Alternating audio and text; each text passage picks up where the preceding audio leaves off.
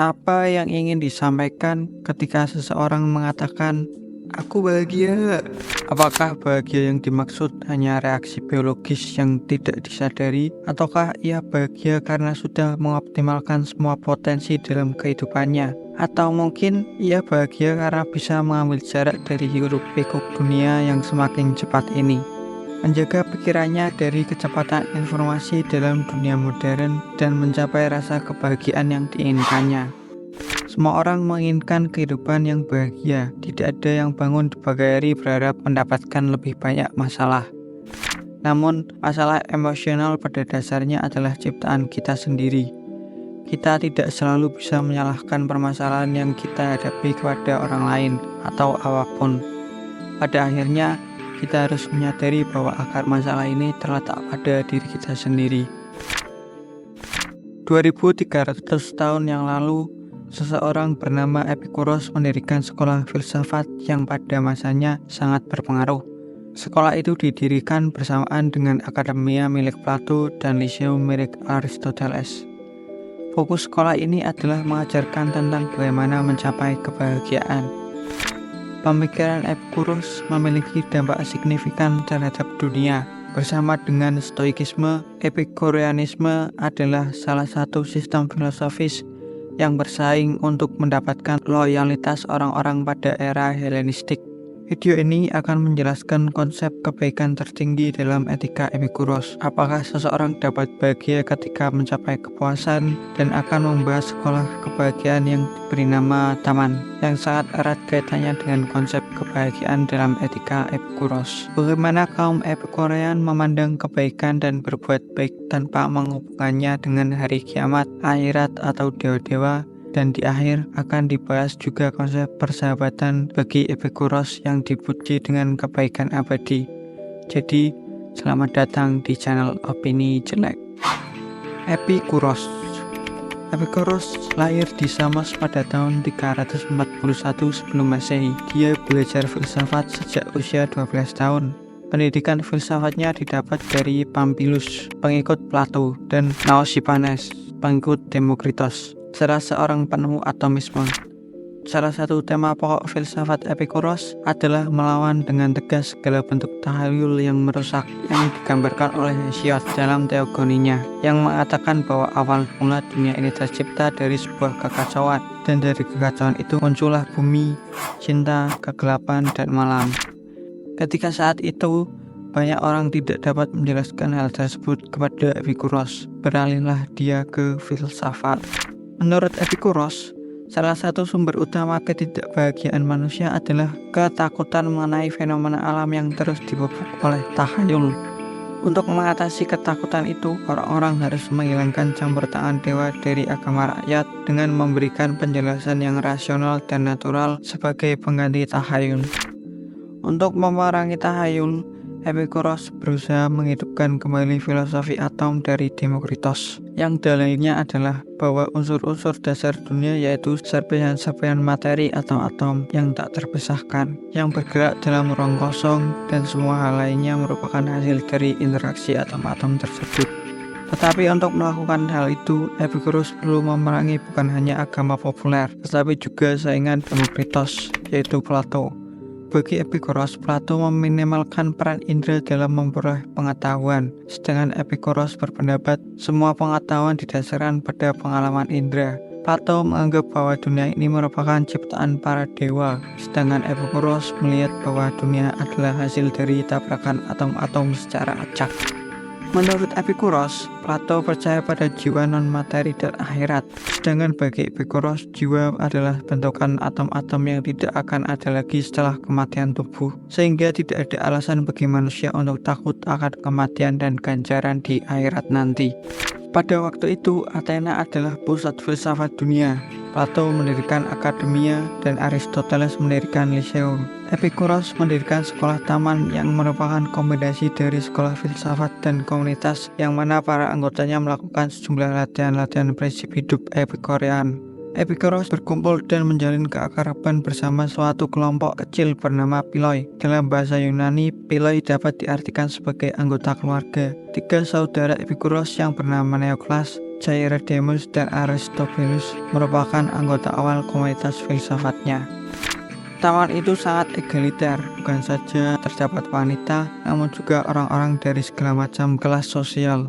Epikuros begitu dikenal oleh banyak teman-temannya sebagai orang yang baik. Epikuros meninggal pada tahun 271 sebelum Masehi setelah menderita penyakit batuk ginjal selama 14 hari. Dalam sebuah surat yang ditulisnya sesaat sebelum ia meninggal, ia mengatakan bahwa sangat senang ketika mengingat pembicaraan dengan teman-temannya. Hal itu membantu mengimbangi penderitaan fisik yang mengerikan karena sakitnya. Hingga akhir hayatnya, kewajiban Epikuros adalah kepada manusia, bukan kepada dunia yang telah berbalik menjadi penuh celaka. Sekolah taman tidak ingin menyelamatkan dunia dari semua masalahnya, tapi ingin membantu orang-orang menemukan kedamaian dan kebahagiaan dalam hidup mereka. Ambisinya jauh lebih sederhana sehingga membuatnya jauh lebih manjur, yakni menjadi oasis di tengah-tengah dunia yang penuh dengan kekacauan, di mana manusia dapat menemukan kedamaian dan belajar untuk hidup dengan cara yang lebih berkelanjutan. Taman. Epikuros menawarkan taman sebagai simbol masyarakat alternatif di mana lingkungan sosial dipahami sebagai sesuatu yang dibangun bersama untuk melakukan pengajaran filosofisnya. Di sana, mereka dibebaskan dari ketakutan akan kematian dan para dewa. Sekolah taman sangat dikenal di Yunani pada saat itu, selain sekolah akademia dan liseum. Ketiga sekolah itu mempunyai infrastruktur yang mirip rumah pribadi. Perbedaan utama di antara ketiganya yaitu dalam hal legal. Sertifikat hak milik taman terdaftar atas nama Epikuros sendiri. Dengan kata lain, taman itu adalah properti pribadi Epikuros. Ini membuktikan perbedaan yang signifikan karena hal itu berarti bahwa tidak seperti akademia dan liseum, sekolah taman tidak tunduk pada pengawasan pemerintahan kota. Oleh karena itu, sekolah taman menjadi yang pertama menikmati apa yang kita sebut hari ini sebagai kebebasan akademik. Dengan statusnya sebagai milik pribadi, taman mencerminkan salah satu pokok filsafat Epikurean, yaitu apolitikisme atau menjaga jarak dari kehidupan politik. Di dalam komunitas taman tersebut tidak ada prinsip harta milik teman berarti milik bersama. Dukungan finansial terhadap kehidupan Epikuros dan teman-temannya berasal dari beberapa sumber, yaitu dari kontribusi sukarela dan dari keluarga Epikuros sendiri. Salah satu perintah utama Epikuros adalah jangan pernah terlibat dalam aktivitas politik. Taman Epikuros dikelola sedemikian rupa. Pengelolaan itu melambangkan hubungan Epikuros dengan masyarakatnya sendiri. Pengelolaan yang sangat cermat tercermin dalam 3 prinsip etika Epikurean. Pertama, membantu individu memahami diri mereka sendiri dengan lebih baik sehingga mereka dapat hidup dengan lebih bahagia dan damai walaupun mereka pasti akan menghadapi berbagai masalah dalam hidupnya. Kedua, membantu orang untuk memahami apa yang adil dan benar sehingga mereka tidak akan menyakiti diri sendiri atau orang lain. Ketiga, melatih kepekaan orang dengan menunjukkan hubungan intrinsik antara kepuasan diri dan persahabatan yang melibatkan kepedulian aktif bagi kebahagiaan orang lain.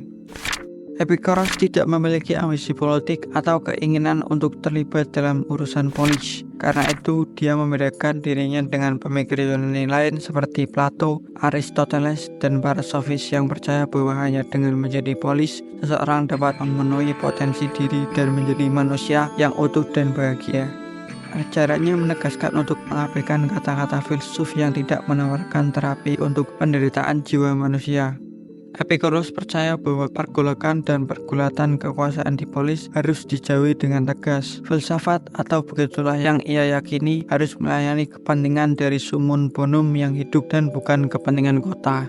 Untuk memahami hubungan antara taman Epikuros dan filsafatnya, kita perlu memahami bahwa taman ini bukan hanya tempat menanam buah dan sayur, tetapi juga tempat belajar dan praktik filsafat. Para murid Epikuros merawat taman ini seperti halnya dapur, di mana mereka menanam dan memanen makanan untuk dinikmati bersama. Aktivitas berkebun di Taman Epikuros bukan hanya untuk mendapatkan makanan, tetapi juga untuk belajar tentang alam dan filosofi Epikuros. Melalui berkebun, para murid Epikuros belajar tentang siklus hidup, keseimbangan alam, dan hubungan antara manusia dengan alam. Taman Epikuros menjadi simbol harmoni antara manusia dengan alam dan antara manusia dengan sesama manusia. Di taman ini, para murid Epikuros belajar untuk hidup sederhana dan menghindari keinginan yang berlebihan. Mereka belajar untuk menghargai kebahagiaan yang datang dari hal-hal kecil dan sederhana, seperti kebersamaan dengan teman-teman, keindahan alam, dan kepuasan dari pekerjaan yang dilakukan dengan baik. Taman Epikuros mengajarkan bahwa kebahagiaan tidak datang dari kekayaan atau kekuasaan, tetapi dari kebijaksanaan, persahabatan, dan kehidupan yang sederhana. 4. Obat. Demi menjalani hidup yang benar dan menghindari penderitaan dan ketidakbahagiaan, Epikuros memberikan 4 kunci untuk mencapai kebahagiaan yang dikenal sebagai 4 obat, atau dalam bahasa Latin disebut dengan tetraparmakos. Tetraparmakos adalah salah satu ajaran utama dalam etika Epikuros. Keempat obat tersebut adalah jangan takut pada dewa, jangan takut pada kematian, apa yang baik mudah didapatkan, dan yang terakhir apa yang buruk mudah diatasi. Keempat obat ini bertujuan untuk membantu orang mengatasi ketakutan dan kecemasan yang seringkali menghalangi kebahagiaan mereka. Dengan mengikuti nasihat ini, seseorang dapat mencapai ataraksia, yaitu keadaan pikiran yang tenang dan bebas dari kekhawatiran. Kebahagiaan. Bagi Epikuros, kebahagiaan adalah tujuan utama dalam hidup manusia. Namun, kebahagiaan yang dimaksud oleh Epikuros bukanlah kebahagiaan yang berasal dari kenikmatan fisik semata, melainkan kebahagiaan yang berasal dari ketenangan jiwa dan kebijaksanaan. Epikuros membedakan antara keinginan alami dan keinginan tidak alami. Keinginan alami adalah keinginan yang sesuai dengan kebutuhan dasar manusia, seperti makan, minum, dan tidur. Keinginan ini mudah dipenuhi dan jika dipenuhi dengan cara yang sederhana akan membawa kebahagiaan. Sebaliknya, keinginan tidak alami adalah keinginan yang tidak sesuai dengan kebutuhan dasar manusia, seperti keinginan akan kekayaan, kekuasaan, dan kemewahan. Keinginan ini sulit dipenuhi dan seringkali membawa ketidakbahagiaan karena keinginan ini tidak pernah terpuaskan. Epikuros juga membedakan antara kenikmatan dinamis dan kenikmatan statis. Kenikmatan dinamis adalah kenikmatan yang berasal dari pemenuhan keinginan yang sedang dirasakan, seperti makan ketika lapar atau minum ketika haus. Kenikmatan ini bersifat sementara dan jika berlebihan dapat membawa penderitaan. Sebaliknya, kenikmatan statis adalah kenikmatan yang berasal dari keadaan pikiran yang tenang dan bebas dari kekhawatiran. Kenikmatan ini bersifat abadi dan merupakan sumber kebahagiaan sejati. Untuk mencapai kebahagiaan, Epikuros menekankan pentingnya kebijaksanaan, yaitu kemampuan untuk membedakan antara keinginan alami dan keinginan tidak alami, serta antara kenikmatan dinamis dan kenikmatan statis. Kebijaksanaan ini dapat dicapai melalui refleksi diri, belajar dari pengalaman, dan mengikuti nasihat para filsuf. Persahabatan. Salah satu ajaran utama Epikuros adalah pentingnya persahabatan dalam mencapai kebahagiaan. Bagi Epikuros, persahabatan adalah salah satu sumber kebahagiaan yang paling penting dan abadi. Persahabatan tidak hanya memberikan dukungan emosional dan moral, tapi juga memberikan rasa aman dan perlindungan dari ancaman luar. Epikuros menekankan bahwa persahabatan harus didasarkan pada kesetiaan, kepercayaan, dan saling pengertian. Persahabatan yang sejati tidak didasarkan pada kepentingan pribadi atau keuntungan materi, tetapi pada rasa hormat dan kasih sayang yang tulus. Dalam persahabatan yang sejati, seorang dapat merasa aman dan bebas dari kekhawatiran karena tahu bahwa teman-temannya akan selalu ada untuknya baik dalam suka maupun duka. Dalam Taman Epikuros, persahabatan menjadi bagian integral dari kebutuhan sehari-hari. Para murid Epikuros hidup bersama sebagai komunitas yang saling mendukung dan menghormati. Mereka belajar untuk menghargai perbedaan dan bekerja sama untuk mencapai kebahagiaan bersama. Persahabatan dalam Taman Epikuros menjadi model bagi hubungan antara manusia yang ideal, di mana kepentingan pribadi diatasi oleh kepentingan bersama dan kebahagiaan individu diperoleh melalui kebahagiaan bersama. Penutup. Pemikiran Epikuros tentang kebahagiaan, persahabatan, dan kehidupan yang sederhana memberikan wawasan yang berharga tentang bagaimana kita dapat mencapai kebahagiaan dalam kehidupan modern yang seringkali penuh dengan tekanan dan kekhawatiran. Dengan mengikuti nasihat Epikuros dan menerapkan ajaran-ajarannya dalam kehidupan sehari-hari, kita dapat menemukan kebahagiaan sejati yang berasal dari ketenangan jiwa, kebijaksanaan, dan persahabatan yang tulus. Jadi mari kita belajar dari Epikuros dan tamannya untuk hidup dengan lebih bijaksana dan bahagia. Terima kasih. telah menonton.